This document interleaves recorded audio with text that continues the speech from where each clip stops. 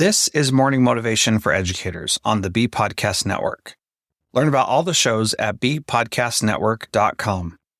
You'll hear from a variety of formal and informal educators who help put this podcast together. If you'd like to contribute your voice to this show, please go to morningmotivationedu.com to apply. Good morning, my friends.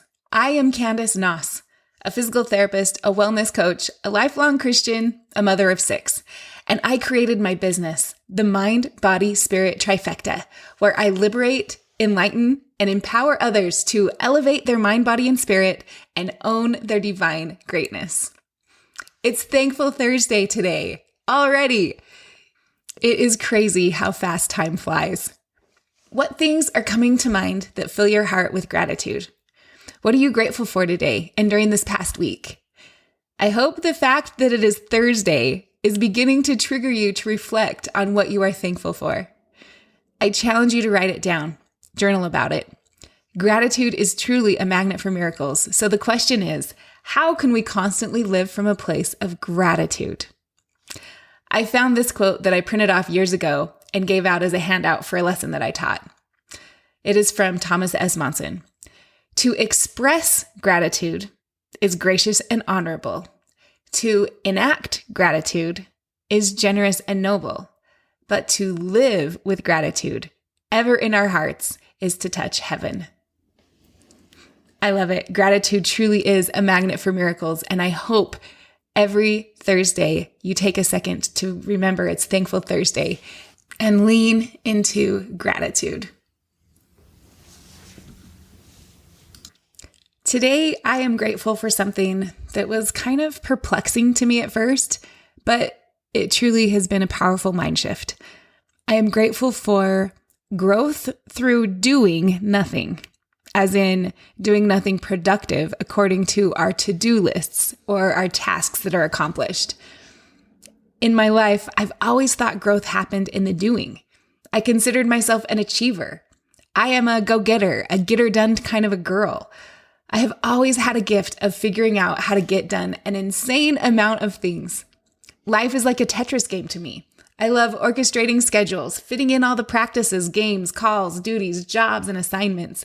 It's magical how 95% of the time, it all comes together and I'm able to get all the things done without missing anything. It's such a full life and a fertile place for growth. Most of my life, I have experienced growth like this through doing. But lately, I've been learning a new type of growth through being. I'm grateful for the lessons this type of growth demands. It makes you have increased patience, the ability to say no, understanding and honoring limits, setting boundaries, asking for help, accepting what is by letting go of resistance in order to move forward. This type of growth demands being the receiver of the service, which is an incredibly humbling place to be. It is much easier for me to be the giver. This growth through being requires a significant amount of surrender. Have you ever had a season of growth through doing nothing or growth through being? Maybe it was a job loss, an injury, a loss of a loved one, an illness. When our capacity to do is limited for any reason, we are being invited to grow through being.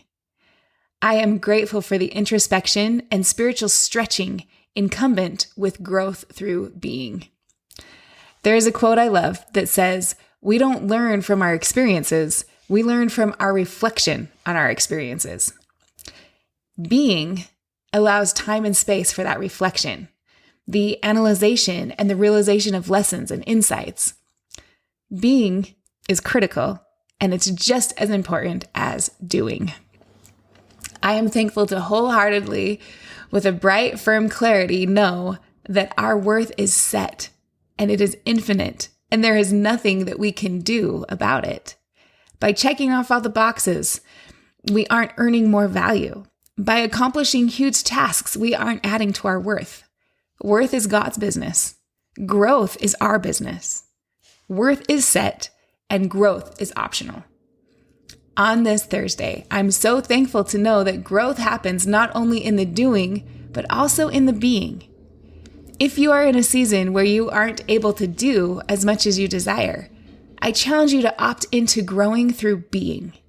Meditate, journal, reflect, process emotions, analyze experiences, tease out lessons and insights. Access gratitude for the opportunity to receive help, service, assistance, and care from others. Choose to land in grace for yourself and hunt the growth.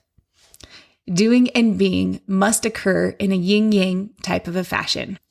Like the waves of the ocean that come in and go out, we must balance doing with being in order to be healthy in mind, body, and spirit. Never underestimate the growth available through being. Thank you for joining me today and for being part of my journey. I believe in you, and I truly am thankful for you. If you'd like more from me, I invite you to listen and subscribe to my podcast called Designed for Greatness with Candace Nass.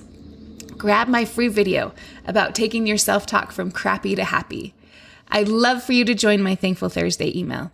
You can always contact me through my email address. Links are all in the show notes. And remember, you are designed for greatness.